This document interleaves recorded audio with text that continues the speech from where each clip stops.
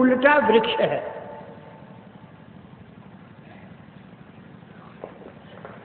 वृक्ष का सिर नीचे होता है और मनुष्य का सिर ऊपर होता है।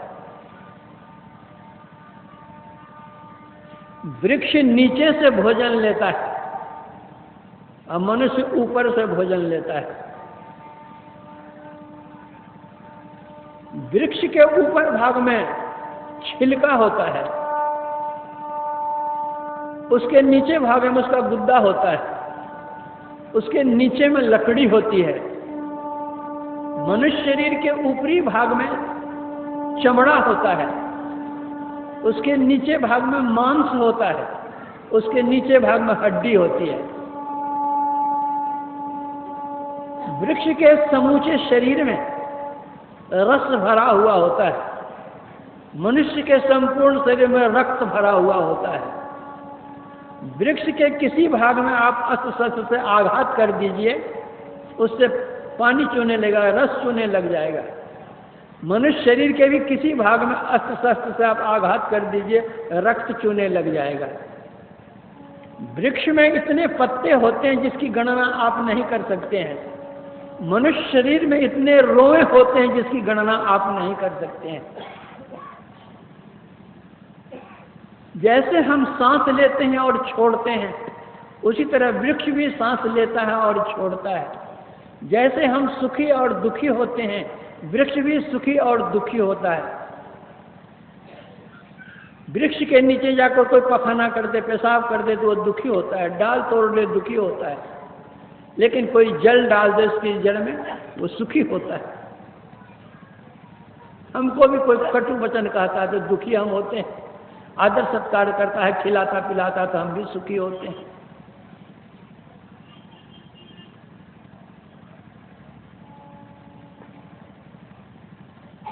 परमात्मा ने जो सृष्टि की है, कुछ जीव ऐसे हैं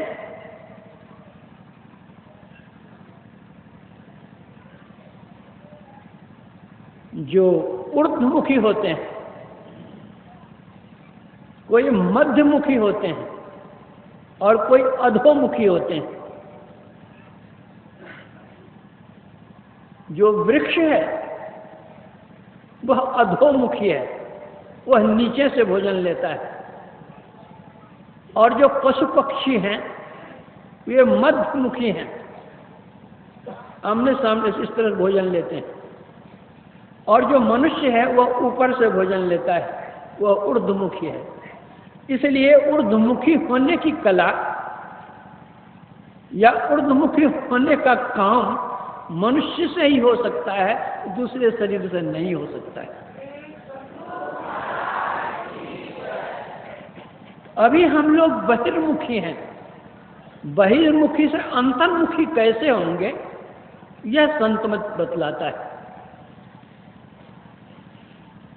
हमारी 10 इंद्रियां हैं, ये 10 इंद्रियां विषयों में जाती हैं। जब तक हमारी इंद्रियां बहिर्मुखी रहेंगी, 10 इंद्रियों के घाट खुले रहेंगे, तब जो हमारे कर्म होंगे वह 10 मुख रावण का काम होगा। इन 10 इंद्रियों की धाराओं को समेटकर इस शरीर रूपी रथ पर जब हम अवस्थित हो जाएंगे, इसके केंद्र में केंद्रित कर सकेंगे अपने को, तब हम दशरथ बन जाएंगे। और जब दशरथ हम बन जाएंगे तो हमारे घर में राम का जन्म होना तो स्वाभाविक ही है। राम का जन्म होगा कहाँ? दशरथ जी के यहाँ होना ही है। इन 10 इंद्रियों की धाराओं को हम कैसे समेटेंगे केंद्र में, यह क्रिया संत मत बतलाता है। और जब सिमटाव होगा तभी इसकी ऊर्ध्वगति होगी। जब तक सिमटाव नहीं होगा ऊर्ध्वगति नहीं होगी। रामचरितमानस में इसका एक बहुत सुंदर रूपक दिया गया है। लोग इसको कथा रूप में समझते हैं, लेकिन यह रूपक है।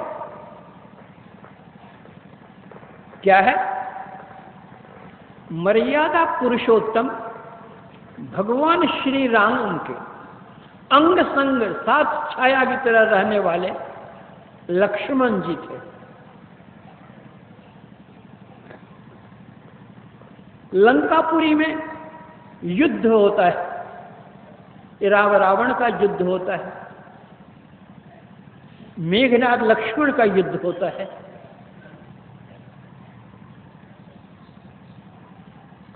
मेघनाद के शक्तिवान से लक्ष्मण मूर्छित होकर गिर जाता है, बेहोश हो जाता है।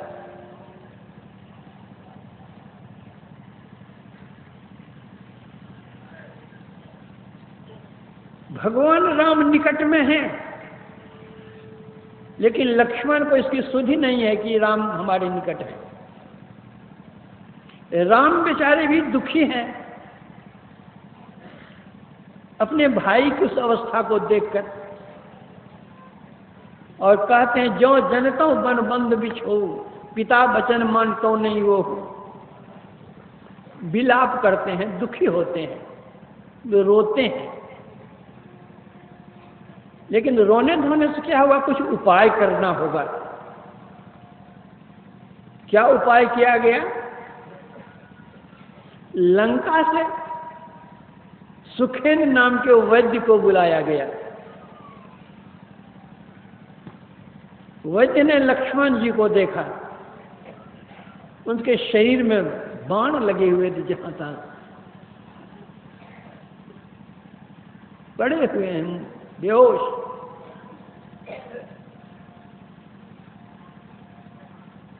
सुखेन ने कहा कि जाओ द्रोणागिरी पहाड़ पर औषधि है, वहां से ले आओ। और मेघनाद का जो वह बाण था, इतना तेज बाण था वह, इतनी जलन हो रही थी लक्ष्मण जी के शरीर में, जिससे वे बेचारे बेहोश हो गए थे। और कहीं सूर्योदय हो जाए तो और गर्मी बढ़ जाएगी, लक्ष्मण का प्राणांत हो जाएगा। इसलिए सूर्योदय के पहले ही अगर जड़ी आ जाए, उसका व्यवहार किया जाए, तो लक्ष्मण जी जीवित हो जाएंगे। अब द्रोणागिरी से कौन लाता है? तो जो काम कोई नहीं कर सकता है, वो काम हनुमान जी कर सकते हैं। हनुमान जी को भेजा गया। हनुमान जी गए और जड़ी की पहचान उन्होंने बतला दी थी, और सबसे बहुमूल्य जड़ी उसमें संजीवनी थी। का उसके नीचे वो प्रकाश होता होगा। रावण को यह बात मालूम हुई। रावण अपना आदमी भेज करके जितने वहां जंगल पहाड़ थे, सबके नीचे प्रकाश कर दिया। अब हनुमान जी को कठिनाई हो गई कि कौन सी संजीवनी बूटी और कौन सी अरी बूटी, कौन सी क्या बूटी है। तो हनुमान जी पहाड़े उठाकर लेकर वहां से चल दिए कि अपना पहचान कर लेना कौन है नहीं है। आ गए पहाड़ लेकर के हनुमान जी। सुखेन वैद्य उससे 4 प्रकार की जड़ियां निकालते हैं। एक जड़ी का नाम था विशल्यकर्णी, दूसरी जड़ी का नाम था अस्थि संचारिणी, तीसरी जड़ी का नाम था सुवर्णकर्णी, और चौथी जड़ी का नाम था संजीवनी। पहली जड़ी जैसे सुंघाई गई लक्ष्मण जी को, उनके शरीर में जितने शल्य लगे और तीर घुसे हुए थे, सब तीर सब झड़ गए, भाले झड़ गए, जितने अस्त्र शस्त्र लगे हुए थे सब झड़ गए। विशल्यकर्णी। उसके बाद जब दूसरी जड़ी सुंघाई गई उनको, वह जड़ी का काम था अस्थि संचारण करने का। हड्डियां जो टूट गई थी, ये सारी हड्डियां आकर के जुड़ गई, मिलकर एक हो गई, अस्थि संचारणी। तीसरी जड़ी सुंघाई गई उनको सुवर्ण करणी। अस्त्र शस्त्र तो निकल गए, हड्डियां जुड़ गईं, लेकिन शरीर पर घाव का दाग तो रह ही गया। जब सुवर्ण करणी जड़ी उनको सुंघाई गई तो जितने दाग थे सबके सब दाग मिट गए, और जैसे गौर वर्ण के लक्ष्मण जी थे, सोने के समान चमकता था उनका शरीर, वैसे शरीर चमकने लग गया, सुवर्ण करणी। सब कुछ तो हो गया, लेकिन अभी तक प्राण आया ही नहीं है। तब जब उनको संजीवनी बूटी सुंघाते हैं तो लक्ष्मण जी की प्राण आ जाता है, होश आ जाता है, और देखते हैं भगवान है, और सब कुछ वो देखने लग जाते हैं। यह एक रूपक है, वास्तविकता क्या है?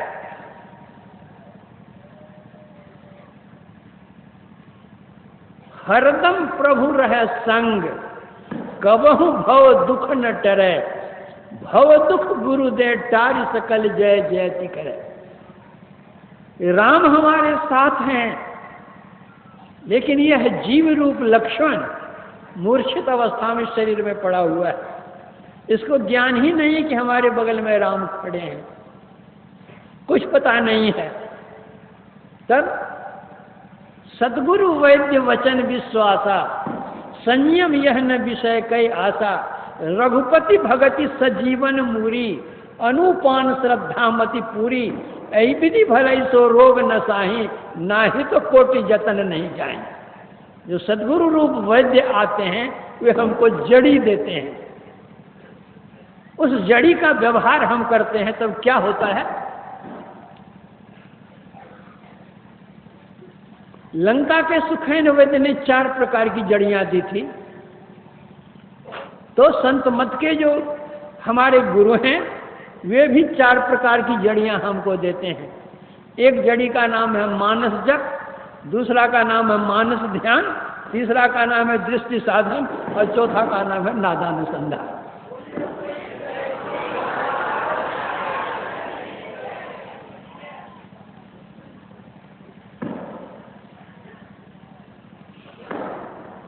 पहली जड़ी सुहाने से क्या हुआ? जितने अस्त्र शस्त्र लगे हुए थे सब निकल गए। अर्थात पहली क्रिया है मानस जप की।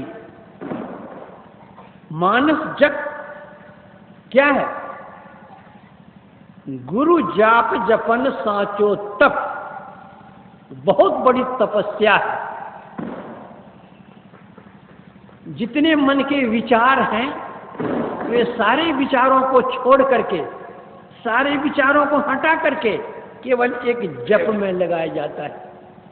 और अगर कोई एक जप में ठीक से अपने को एकत्रित करके जप कर सकता है तो सारे विचार उसके छूट जाते हैं, और जपात सिद्धि, जप करते कर उसको सिद्धि लाभ हो जाती, सिद्धि लाभ कर लेते हैं वो।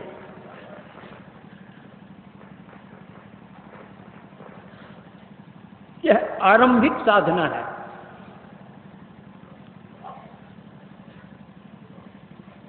तीन वर्ष पहले मैं गया था दिल्ली, कुछ लोगों ने मुझसे दीक्षा ली थी। उसमें एक महिला ने कुछ मनोयोग से जप किया, उस जप में ही उसको सिद्धि मिल गई। अब जिसको जो वचन कहे वह हो जाए, जिसको जो कुछ कहे वह हो जाए। अब बड़े बड़े लोग भी उसके यहाँ आने लग गए।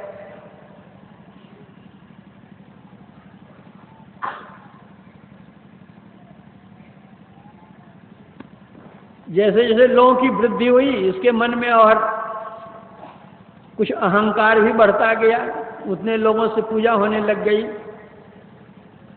दूसरे साल मैं गया दिल्ली, तो उसके पति ने आकर मुझसे कहा